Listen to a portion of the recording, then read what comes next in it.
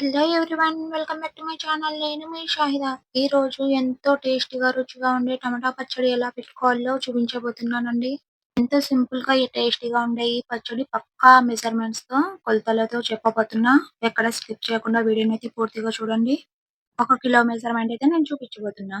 టమాటా పండ్లయితే ఇలాగే ఉండాలండి. ఇలా గట్టిగా, ఎర్రగా ఉండాలి.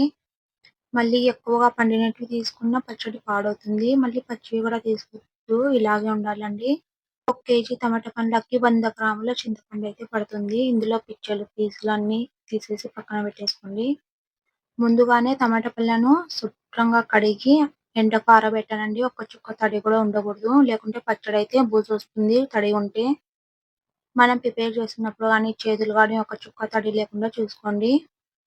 టమాటా పండ్లను ఇలా అయితే తొడిమలు తీసేసి ఇలా ముక్కలుగా కోసుకోండి. పెద్ద ముక్కలే కోసుకొని మొత్తం ఒక కడాయిలోకి వేసుకొని ఇప్పుడైతే స్టవ్ వెలిగించుకుందాం. చేతిలో కాదండి, గిన్నెలు, గరిటెలు ఏవి కూడా తడి ఉండకుండా చూసుకోండి. డ్రైగా ఉండాలి. పచ్చడి అయితే చాలా జాగ్రత్తగా పెట్టుకోవాలి. అప్పుడే మనకు నిల్వ ఉంటుంది. ఇలా ఒక 5, 7 నిమిషాలు ఉడికించాలంటే టమాటా పండ్లలోంచి వాటర్ అయితే వస్తుంది. ఒక 10 నిమిషాల తర్వాత నేను చూపిస్తున్నా చూడండి. ఇలా వాటర్ వస్తున్నప్పుడు మనం ఇందాక చూపించినా కదా 100 గ్రాముల చింతపండు అయితే ఇందులోకి వేసుకోవాలి. వేసుకొని మొత్తం ఒకసారి కలిపి ఒక 2, 3 మినిట్స్ ఉడకనిచ్చి ఇందులోకి ఒక హాఫ్ టీ స్పూన్ దాకా పసుపు వేసుకోండి. ఫస్ట్ టైం ఎవరన్నా నా ఛానల్‌ని చూస్తున్నట్టయితే సబ్స్క్రైబ్ చేసుకోండి అబ్బా. పసుపు కూడా వేసి ఒకసారి కలుపుకొని ఇలా మూత మూసుకొని కాసేపు తీస్తూ కలుపుకుంటూ ఇలా అయితే ఈ స్టేజ్‌లోకి వచ్చేదాకా అయితే ఉడికించుకోవాల్సి ఉంటుంది. మొత్తం అయితే వాటర్ ఇంకిపోవాలి. ఇలా ఈ స్టేజ్‌లో ఉంటే సరిపోతుంది. ఇది బాగా చల్లారిన తర్వాత మనం మిక్సీ పట్టుకుందాం. ఇప్పుడైతే దీన్ని పక్కన పెట్టేసి ఇంకో చిన్న కడాయి పెట్టుకొని ఇందులో ఒక టీ స్పూన్ మెంతులు వేసి బాగా బ్రౌన్ కలర్ వచ్చేదాకా వేయించండి. అప్పుడే కాస్త రంగు చేంజ్ అవుతున్నాయి చూడండి. ఇలా కాస్త రంగు చేంజ్ అవుతున్నాయి అనంగా మంచి సువాసన వస్తుంది. అప్పుడు ఇందులోకి ఒక టీ స్పూన్ ఆవాలు వేయండి. వేసిన తర్వాత ఇవి కాస్త చిటపట అనేటప్పుడు తీసేసుకోండి. మాడిపోనివ్వద్దు. మాడిపోతే టేస్ట్ అస్సలు బాగుండదు. ఇప్పుడైతే ఇవి ఒక ప్లేట్‌లోకి ట్రాన్స్‌ఫర్ చేసుకొని ఇదే కడాయిలో ఈ గ్లాస్ నూనె అయితే 200 ఎంఎల్ అండి. 1 కిలో టమాటాలకి 200 ఎంఎల్ ఆయిల్ అయితే కరెక్ట్‌గా సరిపోతుంది. పెద్ద గ్లాస్ అయితే 200 ఎంఎల్ ఉంటుందండి. కరెక్ట్ మెజర్‌మెంట్ ఇది. లీటర్‌లో చెప్పాలంటే ఒక పావు లీటర్. ఆయిల్ బాగా హీట్ అయిన తర్వాత స్టవ్ ఆఫ్ చేసుకొని ఒక గుప్పెడన్ని వెల్లుల్లి రెబ్బలు, అలాగే ఒక టీ స్పూన్ జీలకర్ర, ఒక టీ స్పూన్ ఆవాలు, ఒక టీ స్పూన్ మినపప్పు వేసి ఒక గుప్పెడంతా కరివేపాకు కూడా వేసేయండి. ఒకవేళ నూనె ఎక్కువ వేడవ్వకుండానే మీరు వేసింటే ఇంకోసారి స్టవ్ వెలిగించుకొని బాగా వేపుకోండి పోపుని. నాకైతే వేడైన నూనెలోనే సరిపోయింది. ఇప్పుడైతే దీన్ని కూడా పక్కన పెట్టేసుకుందాం. ఇది కూడా చల్లారనివ్వాలి. ఇప్పుడైతే చట్నీ చల్లారింది కదా! దీన్నైతే ఒక మిక్సీ జార్‌లోకి అయితే ట్రాన్స్‌ఫర్ చేసుకుందాం. చల్లబెట్టుకున్న టమాటా ముక్కల్ని మొత్తం మిక్సీ జార్‌లోకి అయితే తీసుకొని ఇందులో ఒక కప్పు, చిన్న కప్పు దాకా వెల్లుల్లి రెబ్బలు వేసుకోండి.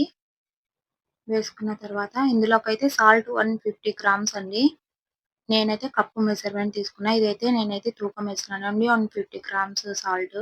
మనం ఇందాక వేయించినాం కదా మెంతులు, ఆవాలు ఈ పొడి అండి ఇది. మిక్సీ పట్టి పక్కన పెట్టేసుకున్నాను. ఇది కూడా వేసుకోవాలి. కారం కూడా 150 గ్రామ్స్ తీసుకోవాలండి. 1 కిలో టమాటాలకి సరిపోతుంది సరిగ్గా. ఇప్పుడైతే వాటర్ ఏమి యాడ్ చేయకుండా ఇలా అయితే మెత్తగా మిక్సీ పట్టేసుకోండి. మిక్సీ పట్టుకున్న ఈ పచ్చడినైతే ఇందాక పోపు పెట్టుకున్నాం కదా! ఈ ఆయిల్‌లో అయితే వేసుకుందాం.